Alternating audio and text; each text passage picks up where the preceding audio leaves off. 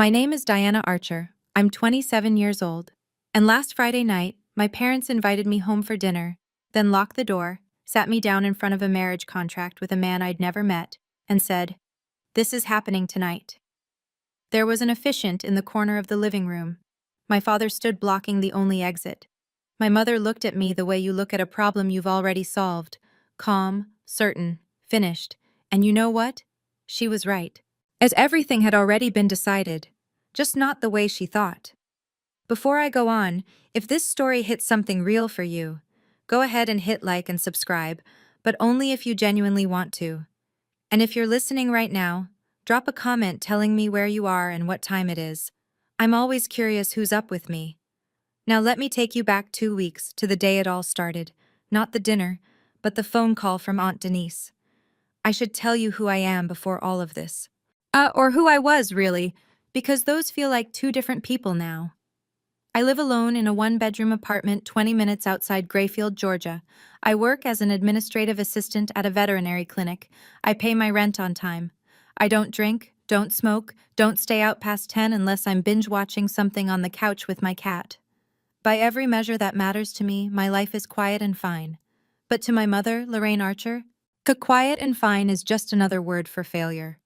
She calls at least 3 times a week, not to ask how I'm doing, to check. Where was I Saturday? Who was I with?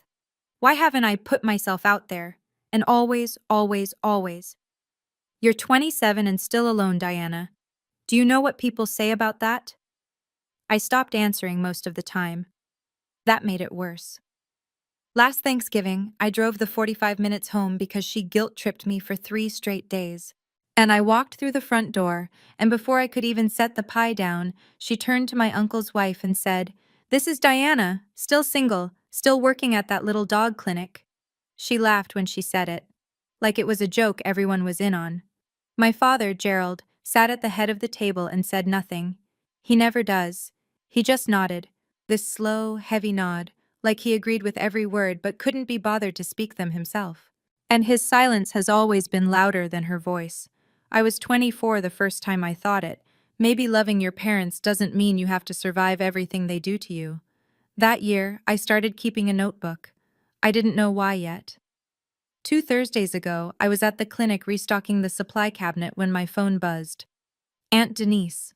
She never calls during work hours. I stepped outside, leaned against the brick wall by the dumpsters, and answered. Diana. Her voice was shaking. Not the dramatic kind, the kind that comes from someone trying very hard to hold it together. I need you to listen to me and not say anything until I'm done. I didn't say anything. Your mother called me this afternoon. She was excited. Bragging, really. She said tomorrow night, Friday, they're having a dinner at the house. She said they're going to take care of the Diana situation. There's a man. His name is Wade Prescott. He's 38. There's an officiant coming. And there's a contract. I said her name 3 times before I believed her. Denise, Denise, Denise, what do you mean, a contract? A marriage contract, baby. Pre-signed by your mother and your father. She told me Wade's family owns land out past Route 12 and your daddy owes them money. She wanted me to come and witness my niece finally doing the right thing. Denise paused. I told her I was busy. But I am not letting you walk into that house blind. I sat in my car in the parking lot for a long time after we hung up. My hands shook on the steering wheel. Not from fear, exactly. From the feeling of something clicking into place. All those years of phone calls and guilt and silence suddenly making a shape I could see. Denise said one more thing before she hung up. Quiet, steady, like she'd been saving it. You don't owe them your life, Diana. I had 24 hours, and this time, I wasn't going to be good. On the drive home that night, I ran every scenario I could think of.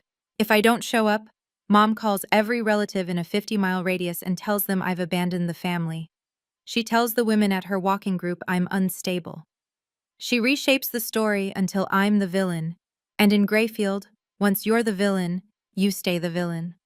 A small town has a long memory and a short attention span for context. If I show up and refuse, Dad blocks the door. And I know this because he's done it before, not for a wedding, but 3 years ago, when I packed a bag and told them I was moving out. He stood in the doorway with his arms crossed and said 5 words. You walk out, don't come back. I walked anyway.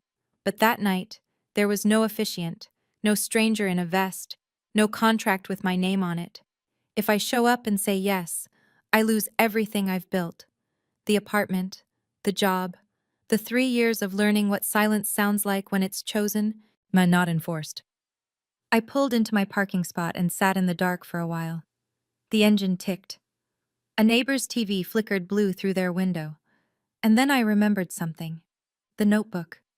3 years of entries. Dates, times, exact words. Every phone call where Mom told me I was embarrassing the family. Every text from Dad that was just a period. His way of saying I'd disappointed him without spelling it out. Screenshots of voicemails, timestamps. What I'd kept it because I thought I was losing my mind. I needed proof, for myself, that what I felt was real.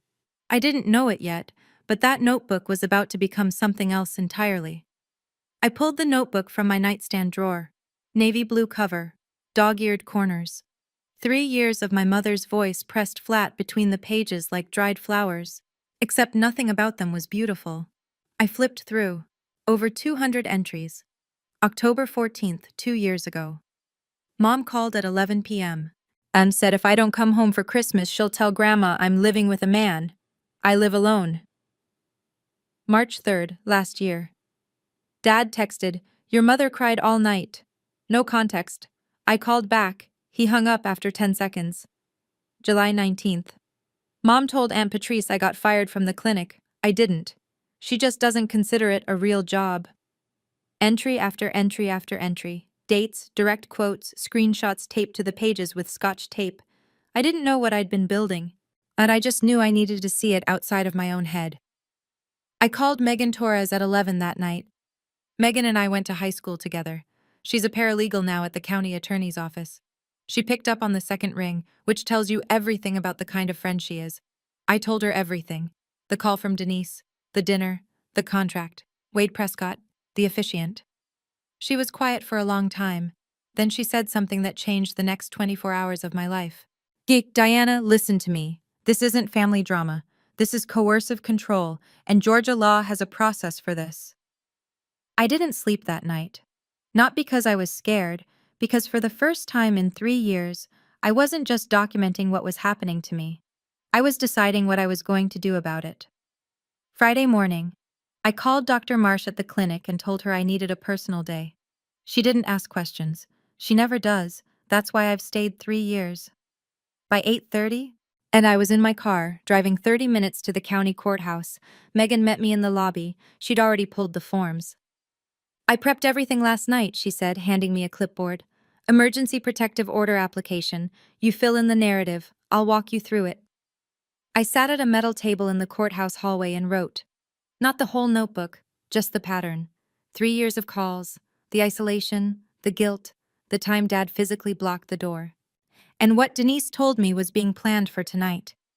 I attached photocopies of 42 notebook pages and 14 screenshots. By 10:15, a duty judge reviewed the application. By 11, she signed it. I held the paper in my hands and read the words twice. My name, my parents' names, 500 feet, effective immediately. Then Megan handed me a second form. Adult Protective Services complaint.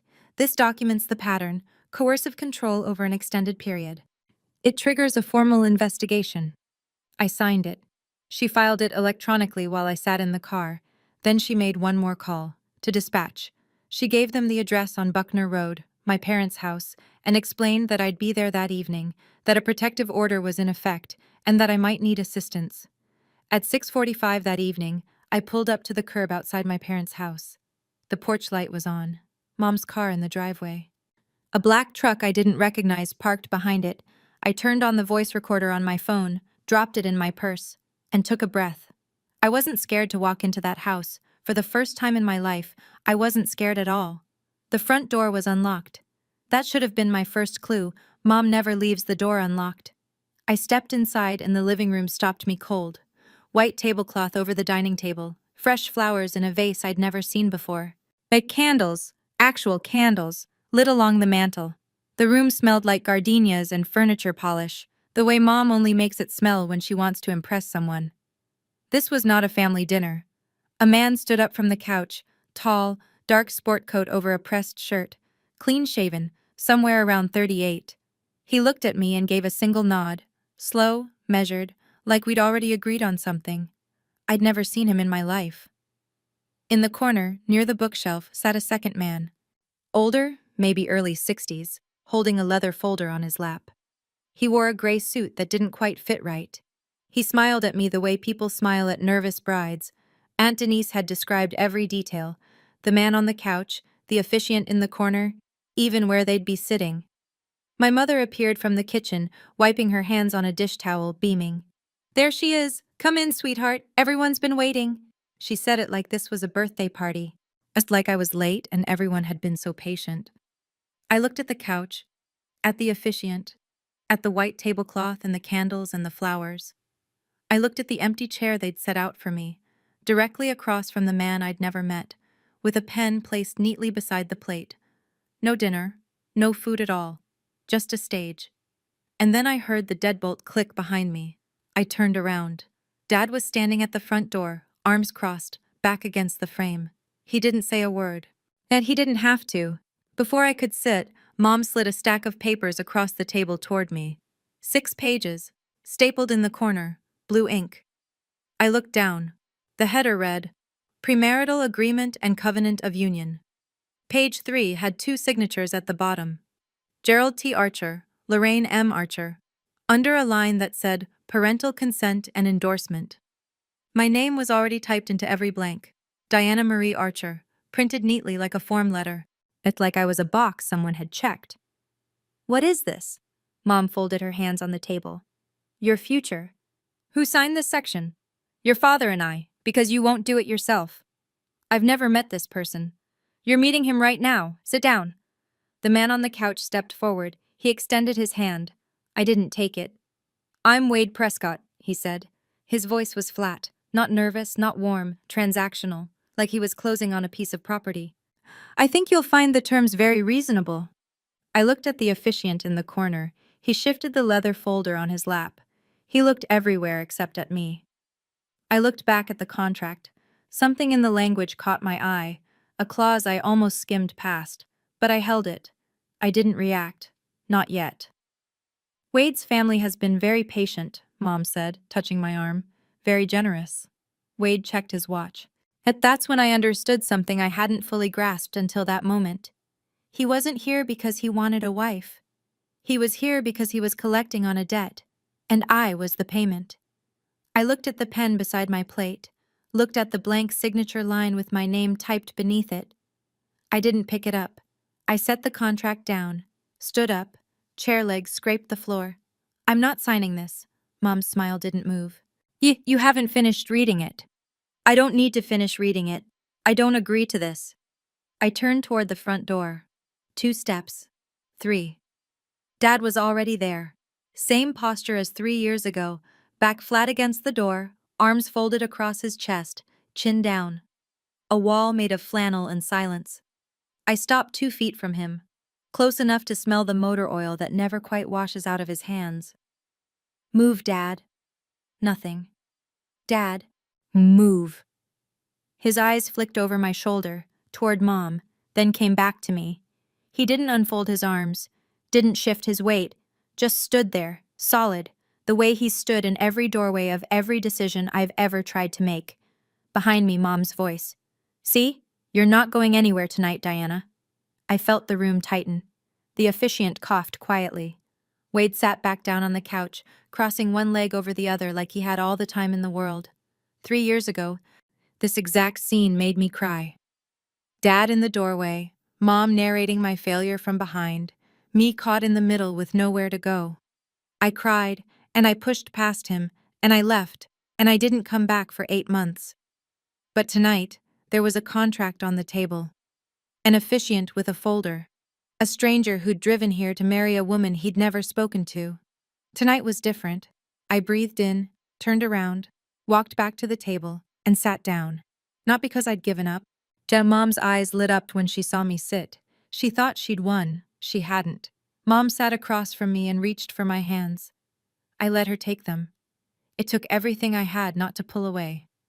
Diana. Her voice softened. The same tone she used when I was 12 and didn't make the volleyball team. The same tone she used when she told me my dog had to be put down. The sympathy voice. The weapon she sharpened over 27 years. I carried you for 9 months. I raised you. When I gave up everything, my figure, my social life, my career, for you. 27 years, Diana, and all I'm asking, the one thing I've ever asked, is that you let me hold my head up in this town. A tear slid down her cheek. Right on cue. I watched the officiant shift in his chair. He looked uncomfortable. Good. He should be. Wade didn't look at the tears. He looked at his watch again. The tears weren't for him. They weren't really for me either. So they were for the officiant, a performance to keep him in his seat. Mom, I said, don't mom me. Not tonight. Tonight you're going to do the right thing for once. I looked at the contract, at the pen, at the candles flickering on the mantel. Then I looked at my mother, really looked, and I recognized the pattern. The tears, then the guilt, then the command. She'd done it when I wanted to go to college out of state, when I wanted to move out, when I wanted to stop calling every day. Cry, blame, control. Cry, blame, control. 3 years ago, this room would have broken me. Tonight, it just confirmed every single entry in that notebook. I picked up the contract. Mom stopped crying. Her eyes went bright with anticipation. But I didn't reach for the pen. Sitting at that table, I kept asking myself, why did my mother think this would work? Did she honestly believe I'd sign a marriage contract with a stranger just because she cried? Or did she know, and simply not care? And I still think about that. What makes a parent cross that line, from wanting the best for their child to deciding they own their child's future? What do you think? Why do some parents go this far to control an adult child? Tell me in the comments. I held the contract in both hands. 6 pages. My whole life reduced to blue ink and blank signature lines. Then I turned, not to my mother, not to Wade, to the man in the corner. Excuse me. My voice was steady. I was surprised by that. May I ask you something? The officiant straightened up. Of course. When were you contacted about this ceremony, and by whom? He blinked. Mrs. Archer reached out to me last week. She said both parties had consented? A pause. He glanced at my mother. That's correct. Tonight is the first time I've learned about this marriage. It's the first time I've met Mr. Prescott, and it's the first time I've seen this contract. I held it up so he could see.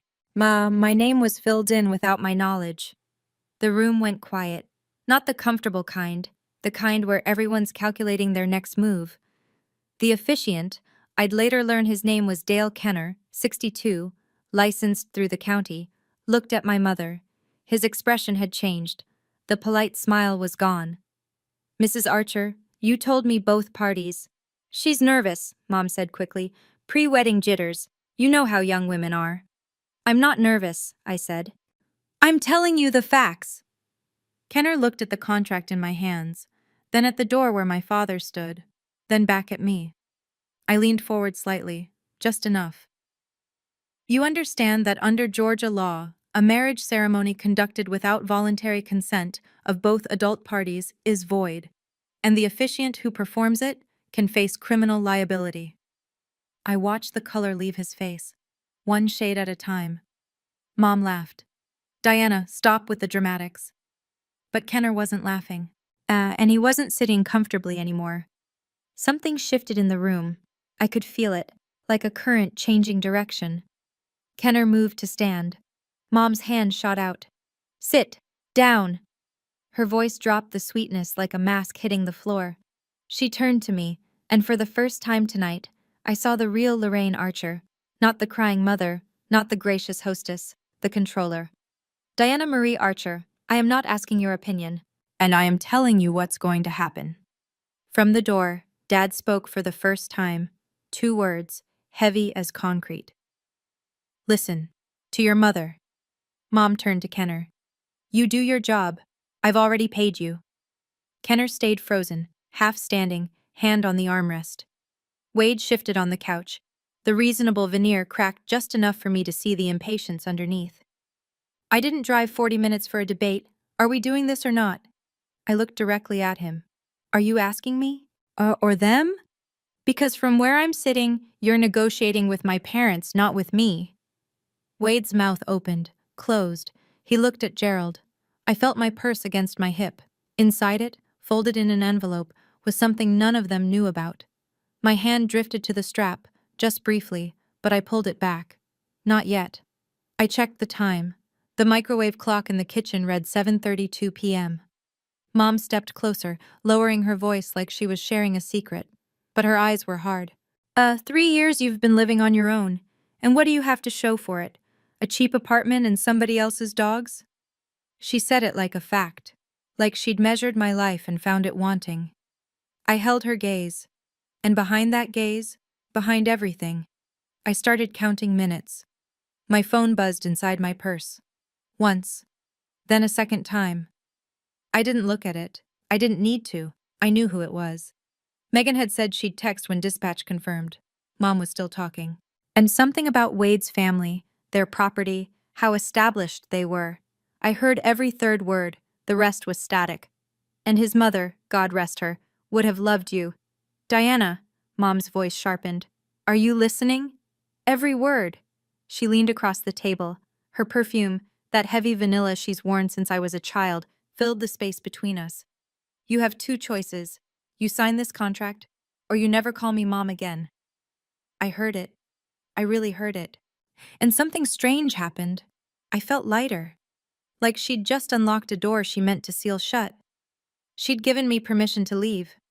I looked around the room one final time. Dad at the door, arms still crossed.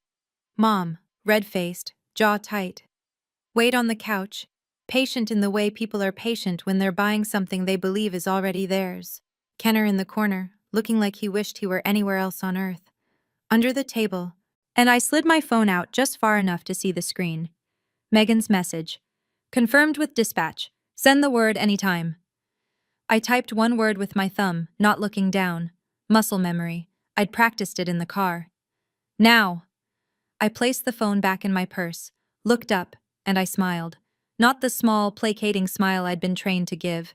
Not the nervous smile that says, please don't be mad. A real one. Calm. Clear. The smile of someone who knows exactly what's about to happen. Mom noticed. But her eyes narrowed. What's funny? Nothing's funny, Mom. Not a single thing. I picked up the contract again. Slowly. Page by page. Since we're all here, I said, let me share what I found. Mom straightened. She thought I was coming around. I turned to page 2. Section 3.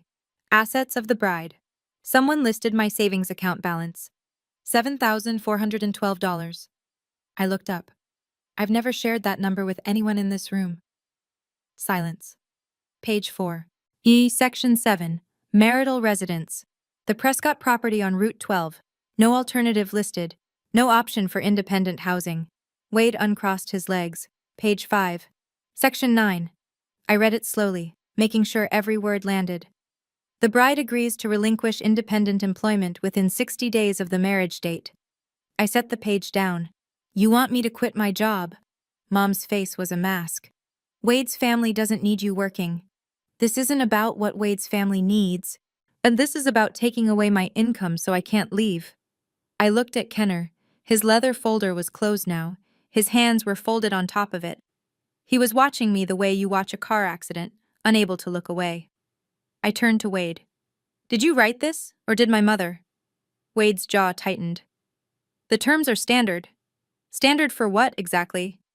No answer. I turned to my mother. You listed my bank balance. You negotiated my residence.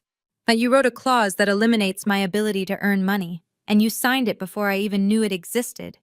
I set the contract down on the table, square in the center, like an exhibit. This isn't a marriage, Mom.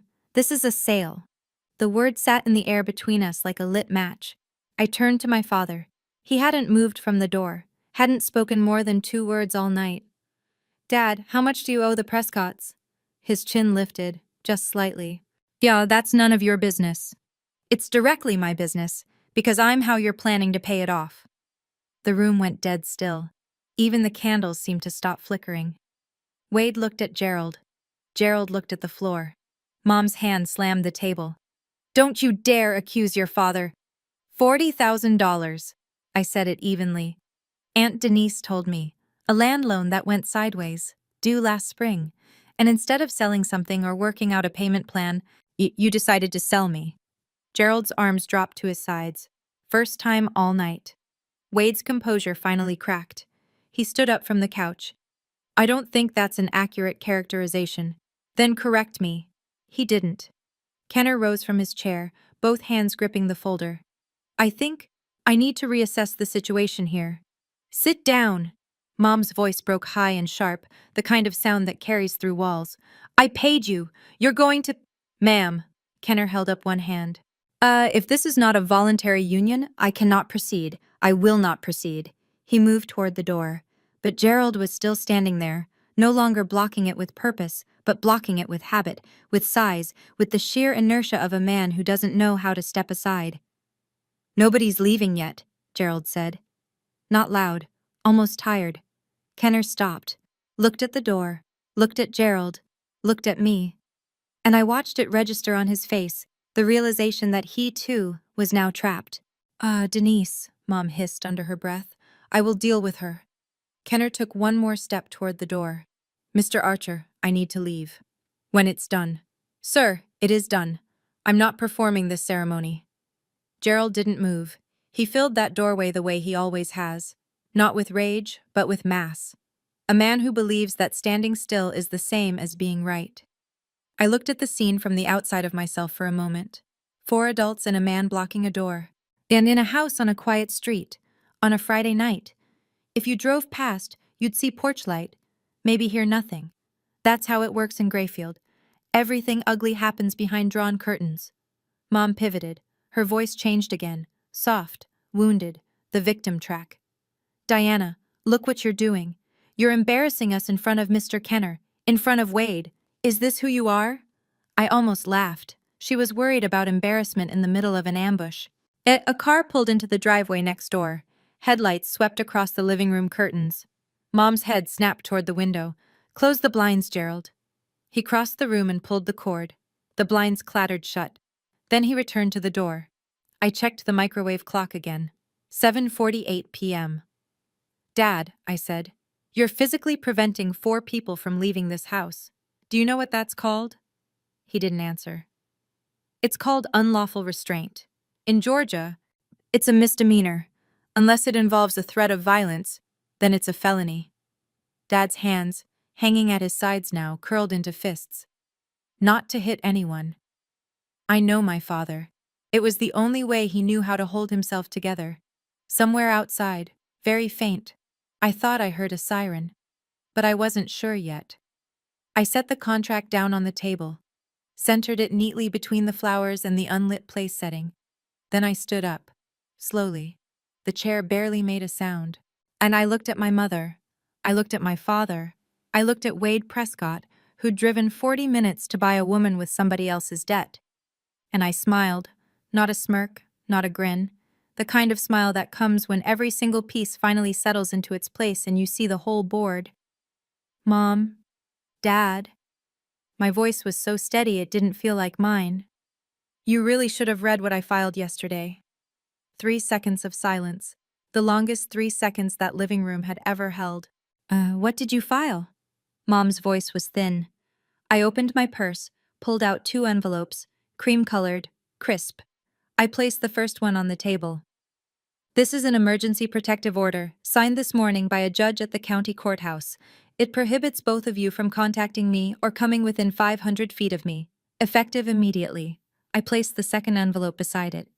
And this is a formal complaint filed with Adult Protective Services, documenting a years-long pattern of coercive control, emotional manipulation, and isolation.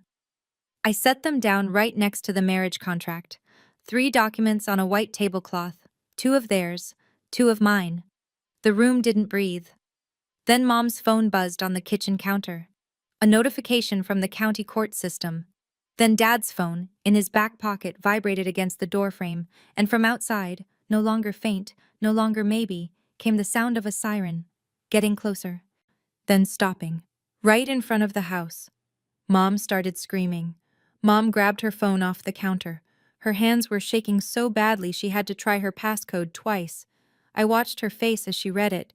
The notification from the court system, her name, my name, the order number, the terms. Her mouth opened, then closed, then opened again. What is this? What did you do? Dad pulled his phone from his back pocket. Same notification. He read it the way he reads everything, slow, lips slightly moving. And I saw something I'd never seen before on Gerald Archer's face. Fear. Wade Prescott was already on his feet. I haven't signed anything. I'm not part of... I need to leave. For the first time all night, the flat, transactional voice had a crack in it. He wasn't worried about the wedding anymore. He was worried about himself. Kenner saw his opening. The moment Gerald stepped away from the door to check his phone, Kenner moved. Fast for a 62-year-old man. And he had the front door open and was through it before anyone could react. Blue and red lights pulsed through the open doorway, washing across the white tablecloth. The flowers, the contract, my mother's face, a patrol car, parked at the curb, engine running. I could hear Kenner's voice outside, rapid, talking to someone. Then footsteps on the porch. Mom looked at me. Not with anger, not yet. That would come later. Right now, it was something worse. Disbelief. The expression of someone whose script has been flipped, who wrote every line of the play and suddenly doesn't recognize the scene. Diana. Her voice cracked down the middle. You called the police? On your own parents? I didn't answer. I didn't need to. The knock on the door answered for me. The officer at the door was a woman. Late 30s, dark hair pulled back, calm eyes that took in the room in about 2 seconds flat. Good evening. I'm Officer Hollins with the County Sheriff's Department. We received notification that an emergency protective order is active at this address. She wasn't loud. She didn't need to be. I stepped forward. I'm Diana Archer. I'm the petitioner on the protective order. I was invited here under false pretenses and was physically prevented from leaving. Hollins looked past me. The tablecloth, the candles, the marriage contract, the 2 envelopes. Her eyes moved to Gerald. Him standing 3 feet from the open door, arms at his sides. Sir, did you prevent anyone from leaving this residence tonight? This is my house, Gerald said. That's not the question I asked. Kenner's voice came from the porch behind her. Rapid, urgent. Officer, I was also prevented from leaving. I'm a licensed officiant. I was brought here under the representation that both parties consented. That is clearly not the case. Hollins nodded once. She stepped inside. As a second officer appeared behind her, younger, staying near the door. Mr. and Mrs. Archer, I'm going to need to speak with each of you separately. Sir, if you could step outside with my partner. Gerald looked at the officer, then at Mom, then, for one long moment, at me. He walked out the front door without a word. His footsteps on the porch were heavy, slow. It was the first time in my life I'd watched my father leave a doorway because someone else told him to. Hollins turned to me.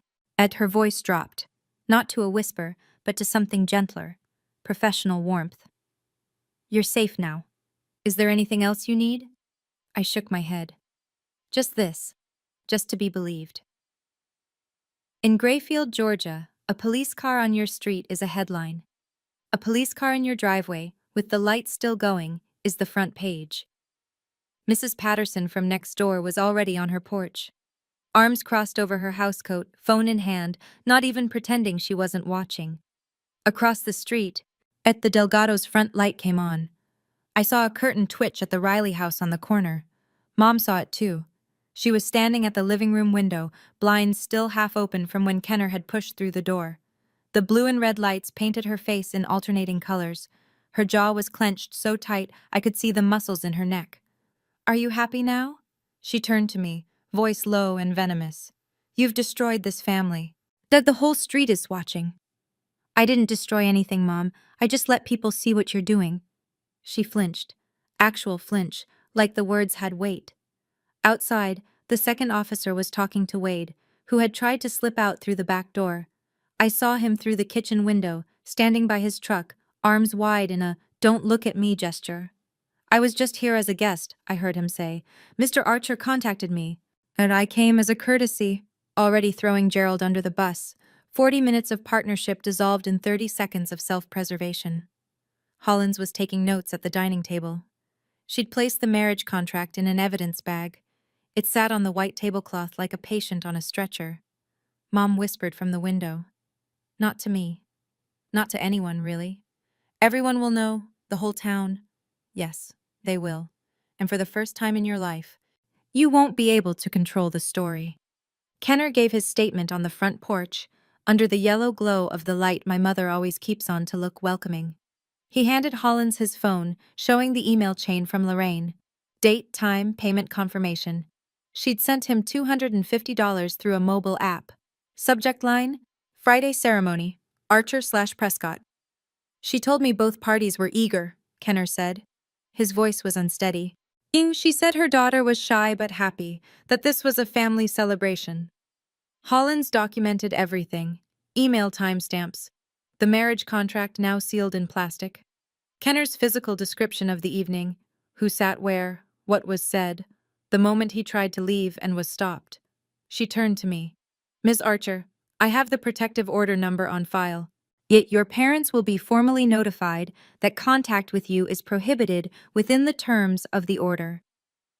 I handed her a printed copy of the EPO from my purse, then the APS case number written on a sticky note. Then I told her about the voice recording on my phone. I've been recording since I walked in. Hollins paused, looked at me.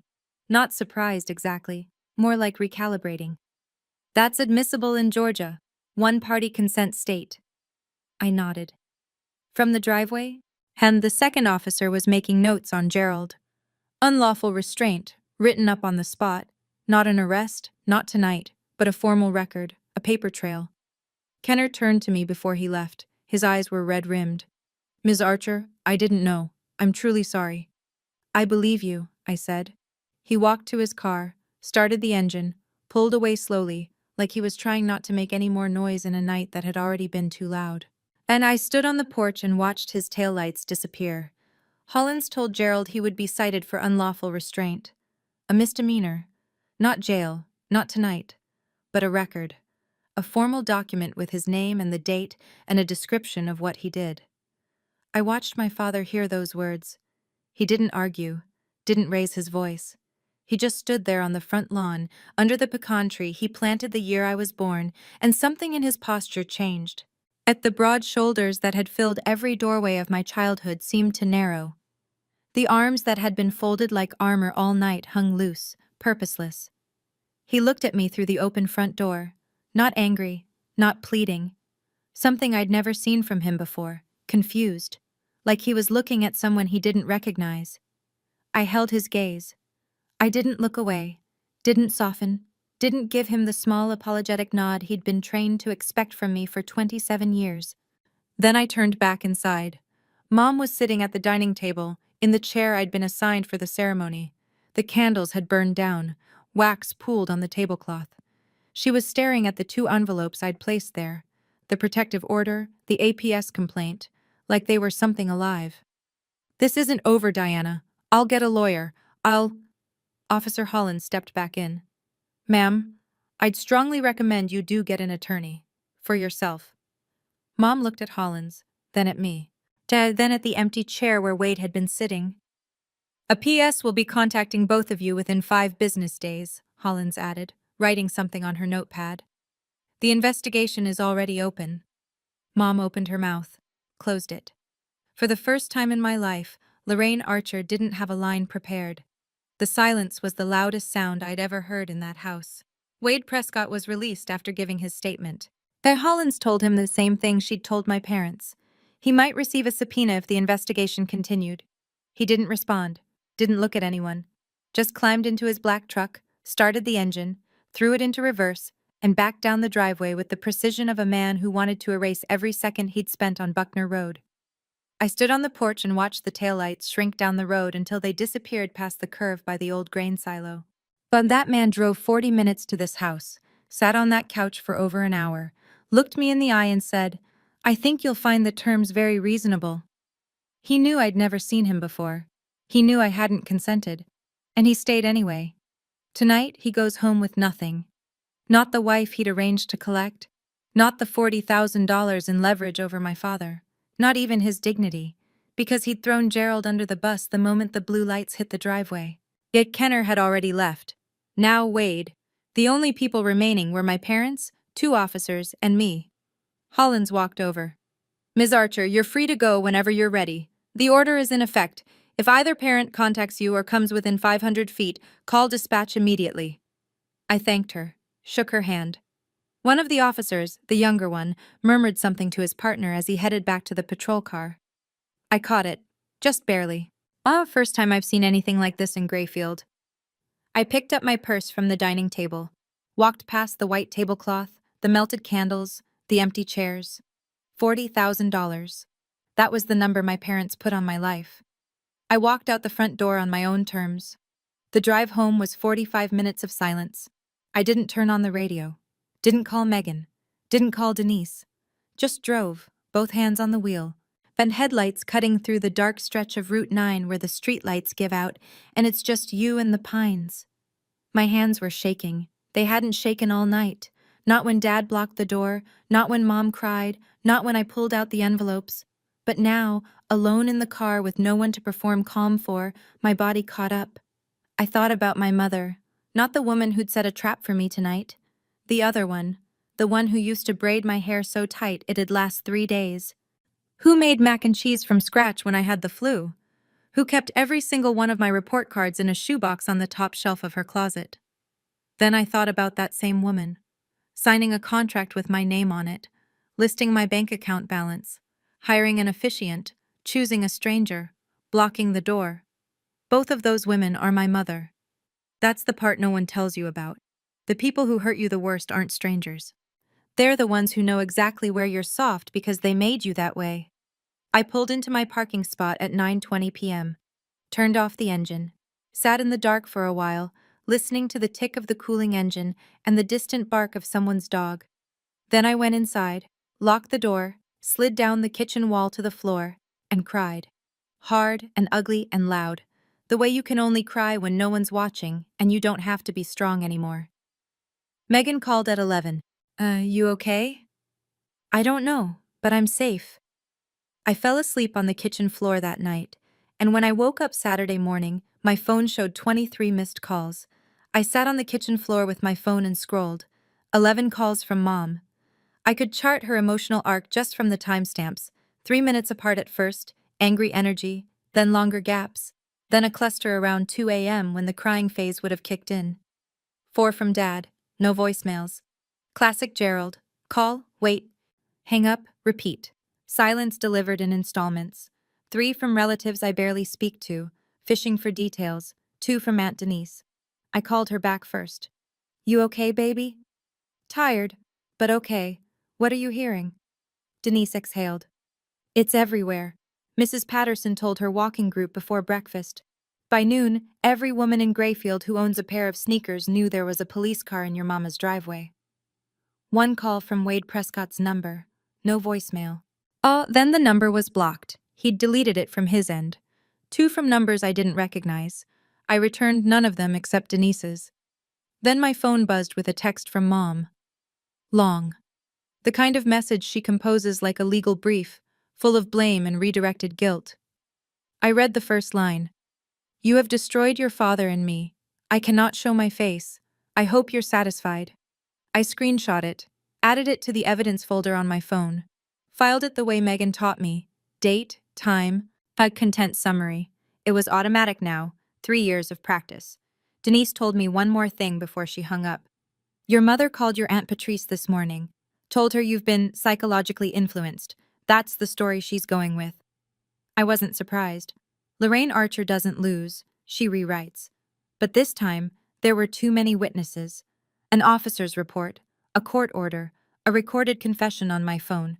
The story was already written. And she didn't hold the pen. The call from Adult Protective Services came the following Wednesday. A caseworker named Sandra Whitfield. Professional, warm, thorough. She told me they'd opened a formal investigation based on my complaint and the supporting documentation. Ms. Archer, your file is one of the most detailed we've received.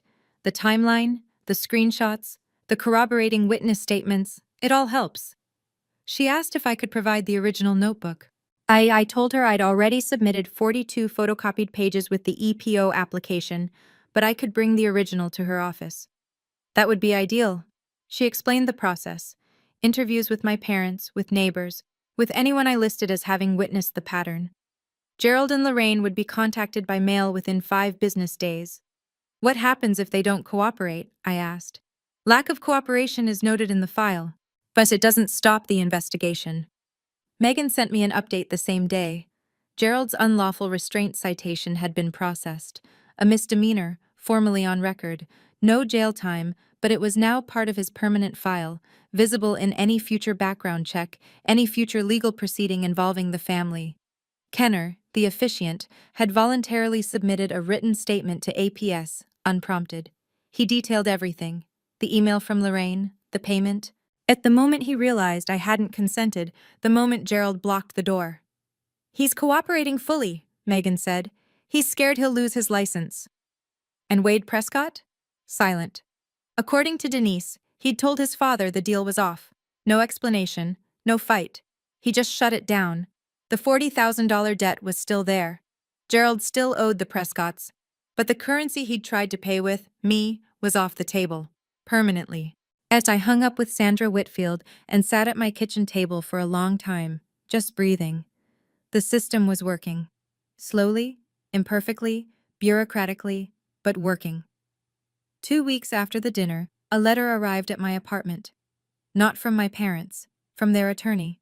A formal request to vacate the emergency protective order, claiming I had grossly exaggerated a routine family disagreement. I forwarded it to Megan.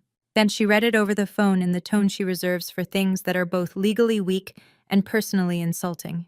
This is harassment, Diana, and it just added another exhibit to your file. 3 days later, Mom called the veterinary clinic, asked to speak with my manager. Dr. Marsh told me about it during my lunch break, her face careful and kind. Your mother called this morning. She said, and I'm quoting, "My daughter is emotionally unstable and shouldn't be trusted with responsibilities." My stomach dropped. Dr. Marsh put her hand on my arm. I told her that you're one of the most reliable people on my staff, and I told her that if she calls again, I'll document it as workplace harassment. I thanked her. I don't think she knew how much that meant. Lorraine was running out of levers to pull. The walking group had quietly stopped inviting her. Mrs. Van Patterson waved politely, but didn't linger. At the hardware store, people who used to chat with her about gardening made small talk and moved on. Grayfield is small enough that everyone knows, and polite enough that nobody says it to your face. Then Gerald called. One call, short. I didn't know it would go this far. His voice was low, rough. But you still blocked the door, Dad? Silence. Then the click of a disconnected line. I told Megan that night over coffee. As she looked at me with steady eyes. He's not sorry for what he did. He's sorry it didn't work. I wanted to argue. I couldn't. I've asked myself 100 times since that night. Did I do the right thing? Calling the police to my parents' house. Filing against my own family. There are moments, late at night usually, when I wonder if I was too harsh. If I should have just walked out and never looked back instead of bringing the law into it. But then I remember the deadbolt clicking, at the contract with my name on it. Dad's back against the door. If you were in my shoes, would you have called? Tell me in the comments. I renewed the protective order for 6 months. Then I sat at my kitchen table on a Sunday morning, opened my laptop, and wrote an email. To both of them. Short, clear, no anger, no accusation, no drama. Just the truth. Mom, Dad, I love you. I want you to know that hasn't changed, and I don't think it ever will. But I will not be in contact with either of you until 3 things happen. First, you complete a family counseling program with a licensed therapist. Second, you acknowledge, out loud, in your own words, what happened on the night of October 11th. Not a version, not a spin. What happened? Third, you respect the boundaries I've set, not because a court order requires it, but because you choose to. This isn't punishment. This is what I need in order to feel safe. I hope you'll do the work. But I'll understand if you don't. I read it twice, hit send. Mom replied within 4 hours, a 4-page email, single-spaced. She blamed Aunt Denise for poisoning me. She blamed modern culture for making daughters disrespectful. She blamed my job, my apartment, my independence. She blamed everything and everyone except the woman who'd signed a marriage contract on behalf of her adult daughter. She never once used the words, "I'm sorry." Dad didn't reply at all. I read Mom's email halfway through. Then I archived it.